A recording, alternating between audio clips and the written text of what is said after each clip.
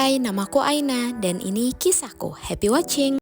Halo semuanya, salam kenal, aku Aina. Di video pertama aku kali ini, aku mau menceritakan tentang perjalanan aku menjadi salah satu awardee dari Global Korea Scholarship pada tahun 2024 atau yang biasanya disebut dengan GKS. Perjalananku menjadi awardee GKS bermula pada sekitar tahun 2023 di bulan November, di mana aku coba list kira-kira beasiswa S2 mana yang bisa aku daftar. Dan salah satunya di situ ada GKS. Aku melihat kalau GKS ini memberikan benefit yang lebih besar dan menjanjikan, di mana kita sebagai awardee itu udah all in untuk benefitnya. Kemudian juga setelah lulus dari perkuliahan, kita juga bisa memilih mau bekerja di mana. Setelah itu di bulan November itu juga aku chat salah satu awardee GKS yang aku temui di LinkedIn. Alasan aku chat kakak ini juga karena beliau diterima di Yonsei University, di mana Yonsei University ini merupakan universitas yang udah aku mau juga dari dulu, dari aku exchange gitu. Nah, jadi karena aku mikir aku mau di Yonsei, aku chatlah kakak ini. Dan setelah aku tanya-tanya, aku mulai mantep tuh untuk daftar di Yonsei ini. Dan aku tertarik di University Track. Tapi seiring berjalannya waktu, aku research terkait univnya, jurusannya, dan lain-lain. Aku mulai mempertimbangkan nih untuk bisa daftar juga di embassy. Dan pilihan aku untuk daftar di embassy ini cukup bulat ketika aku diskusi sama salah satu awardee dari GKS juga, dimana dia ngasih aku perspektif baru terkait benefit-benefit yang bisa kita dapatkan kalau kita daftar di embassy.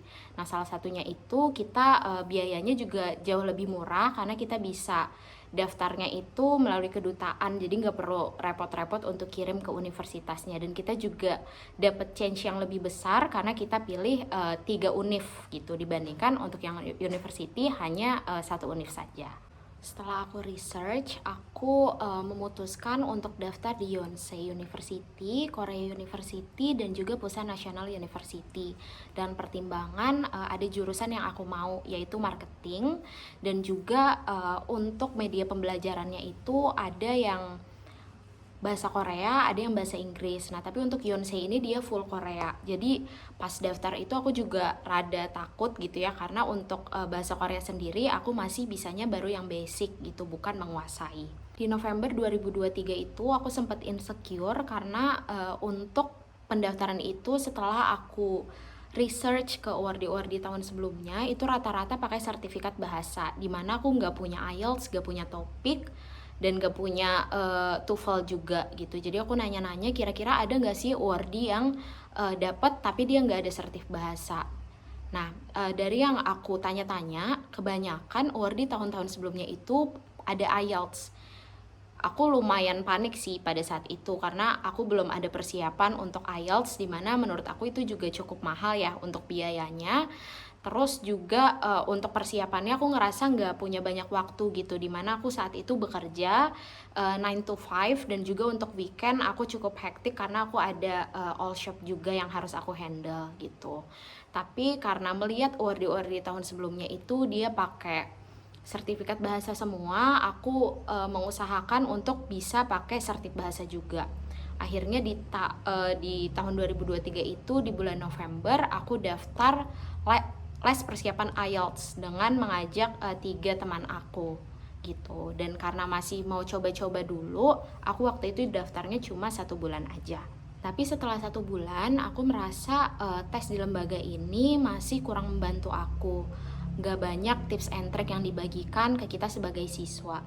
Jadi setelah 1 bulan itu aku dan teman-teman aku memutuskan untuk gak lanjut les. Dan aku di situ juga cukup struggle kan, karena masih ngerasa belum bisa maksimal nih di IELTS-nya. Akhirnya aku memutuskan untuk mock up sendiri tiap hari pakai buku Cambridge. Jadi aku bagi waktu aku subuh itu belajar untuk listening, kemudian saat aku ke kantor naik Transjakarta itu aku pakai untuk latihan reading. Lalu di jam makan siang aku biasanya untuk latihan writing. Dan untuk 3 ini bisa juga aku shuffle sesuai waktunya aja gitu. Bisa juga di TJ sekalian listening dan lainnya. Nah, nanti setelah pulang kerja, aku latihan speaking sama kakak aku. Di situ aku barengin juga sama ngomong bahasa Inggris sama kakak aku. Nah, untuk mockup ini aku lakukan selama 1 bulan sebelum tes IELTS. Karena saat itu aku memutuskan untuk daftarnya itu di bulan Januari. Dan untuk hasilnya itu keluar di 24 Januari 2024. Dimana saat buka hasil IELTS-nya, alhamdulillah nilai aku di atas 7, dapatnya overall score-nya itu di 7,5.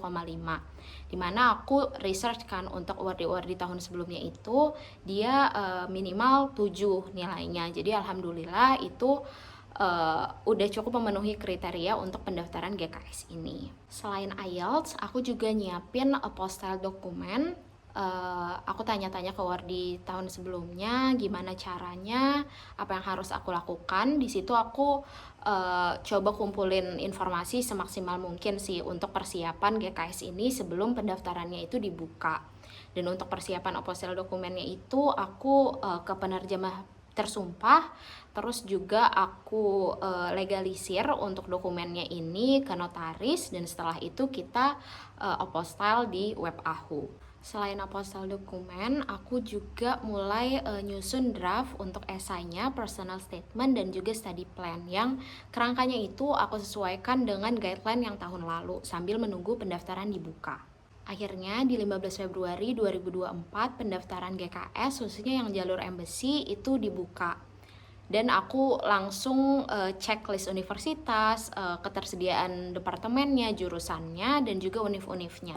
Aku udah fix nih untuk pilih Korea University sebagai pilihan pertama aku. Alasannya karena untuk bahasanya itu menggunakan Inggris dan Korea, dimana aku belum punya topik, dan untuk Korea sendiri itu aku masih basic banget untuk conversationnya. Jadi aku cenderung untuk Korea University.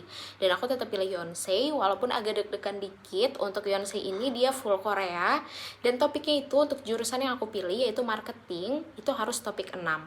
Jadi pada akhirnya setelah mempertimbangkan aku pilih Korea University, Yonsei University, dan yang terakhir Pusan National University. Aku juga cek untuk persyaratannya dari formulir, dan juga yang terpenting itu di personal statement sama study plan-nya, karena aku masih belum selesaikan untuk esainya itu. Untuk esainya sendiri ini cukup stressful buat aku karena aku bekerja dari jam 9 sampai jam 5 sore, dimana untuk perjalanannya juga makan banyak waktu. Jadi aku mungkin berangkat jam 7 terus sampai kos itu sekitar jam 8 atau jam 9. Untuk esainya sendiri, personal statement dan study plan itu aku minta bantuan proofread dari beberapa pihak. Yang pertama ada kakakku sendiri, terus juga ada Wardi Isma, teman aku kuliah, dan juga Wardi GKS sebelum-sebelumnya gitu. Jadi aku usahakan semaksimal mungkin sih untuk penulisan esai ini biar hasilnya juga maksimal. Di tanggal 25 Februari itu semua dokumen aku udah kelar, udah aku masukin amplop juga, dan di tanggal 26 Februarinya aku ngantar langsung ke kedutaan Korea untuk penyerahan berkas aku. Karena aku jalur embassy, nanti dokumen aku ini akan diseleksi dalam 3 tahap, ada first round, ada second round, dan ada third round. Untuk first round ini akan diseleksi oleh kedutaan Korea di Indonesia, terus juga di NIAID kalau misalnya lolos first round, ini di second round, dan yang terakhir nanti akan ada seleksi dari 3 universitas yang aku pilih. Kalau misalnya di third round aku udah dapat universitas 1 aja yang confirm kalau aku lolos, itu aku akan masuk ke final round. Di 5 Maret tahun 2024, akhirnya aku dapat email dari embassy yang menginformasikan bahwa aku lolos tahap dokumen dan akan lanjut untuk interview. Nah, di email itu aku diinfokan akan diinterview pada tanggal 6 Maret alias besokannya. Padahal pada hari itu aku lagi sakit, demam, pusing, dan lainnya. Jadi aku benar-benar memaksimalkan untuk persiapan di tengah sakit itu. Karena waktu itu kosan aku kurang kondusif, akhirnya aku memutuskan untuk ke coworking space untuk interviewnya gitu di tengah kondisi sakit. Jadi lumayan challenging juga, dan aku udah pasrah kalau misalnya gak lolos gitu karena ngerasa belum bisa maksimal. Setelah interview itu aku nunggu beberapa saat lagi untuk memastikan kalau aku lolos di first round. Dan pada tanggal 19 Maret pada tahun 2024 aku di email oleh embassy kalau aku lolos di first round dan aku harus mengirimkan 4 dokumen yang diapostel, yaitu akta kelahiran, kemudian kartu keluarga, transkrip dan juga ijazah. Dan untungnya waktu itu aku udah siapin di hari-hari sebelumnya, jadi aku tinggal kirim aja. Di tanggal 2 Mei 2024 itu di web Study in Korea kita dapat announcement untuk second round. Dari 2 Mei itu aku nunggu beberapa hari, itu cukup lama sih, hampir sebulan. Akhirnya pada tanggal 30 Mei 2024 itu aku janjian sama teman aku di salah satu cafe di Blok M. Dan gak tahu kenapa pada hari itu, bahkan hari sebelumnya, perasaan aku gak enak. Nah saat aku mau masuk cafe itu, aku hampir kayak ketabrak motor listrik gitu. Terus aku mikir kayak, oh apa ini pertanda buruk ya gitu. Nah tapi setelah aku masuk, aku baru duduk sekitar 5 menit, tiba-tiba email aku ada notifnya, dan itu ternyata notif dari Korea University yang mengabarkan kalau aku lolos di Korea University. Di situ aku nangis dan senang banget. Kalian bisa lihat videonya di sini, dan aku langsung ngabarin orang rumah aku. Setelah dapat email dari Korea University, aku sangat lega karena dia merupakan pilihan pertama aku yang cocok untuk jurusannya, kemudian dari segi bahasanya juga, serta rankingnya gitu. Jadi alhamdulillah banget aku keterima di Korea University. Dan jujur setelah Korea University ini mengumumkan aku lolos, aku nggak kepikiran untuk Yonsei ataupun Pusan National University. Jadi maksudnya kalaupun nggak keterima, aku akan terima-terima aja. Dan benar aja beberapa hari kemudian Yonsei dan Pusan National University itu email aku dan mengumumkan kalau aku belum diterima di universitas tersebut. Kemudian setelah Korea University mengumumkan aku masih cukup deg-degan karena ini belum final nih. Finalnya itu biasanya Juni akhir, dan kita diinfo juga pengumumannya itu akan Juni akhir, tapi kita nggak tahu nih tanggal berapa. Nah, kalau 30 Juni itu hari Minggu, tapi aku lihat kalender lagi nih, kira-kira hari kerja terakhir itu kapan, dan itu merupakan hari Jumat 28 Juni. Jadi aku berasumsi, oh kayaknya untuk final announcement-nya akan tanggal 28. Dan bener aja di tanggal 28, dan alhamdulillah nama aku masih ada. Di situ aku nangis terharu banget karena untuk bisa sejauh ini aku modal nekat banget gitu, nggak punya sertifikat IELTS, harus belajar dari nol dan lain sebagainya, tapi alhamdulillah aku bisa lolos dalam 1 kali coba. Beberapa minggu setelahnya aku terima invitation letter dari NIIED yang berisikan nama aku, kemudian nationality dan lain sebagainya kayak gini, dimana itu kayak surat undangan resmi dari NIIED yang menyatakan kalau aku lolos untuk GKS ini dan nantinya akan dipakai untuk apply visa. Mungkin sekian video dari aku yang menceritakan tentang perjalanan GKS aku. Aku berharap semoga video ini bermanfaat dan memotivasi juga untuk teman-teman yang ada di sini. Pembelajaran dari pengalaman aku sendiri mungkin yang bisa diambil oleh teman-teman adalah jangan takut untuk mencoba, karena aku sendiri belum punya pengalaman yang cukup. Banyak orang-orang yang lebih keren di luar sana, tapi aku yakin kalau misalnya kita berdoa, berikhtiar dan berserah diri kepada Allah, kita akan mendapatkan yang kita mau kalau misalnya memang rezekinya. Jadi jangan menyerah untuk teman-teman yang mau daftar di Global Korea Scholarship di tahun depan. Semangat semuanya, terima kasih, bye.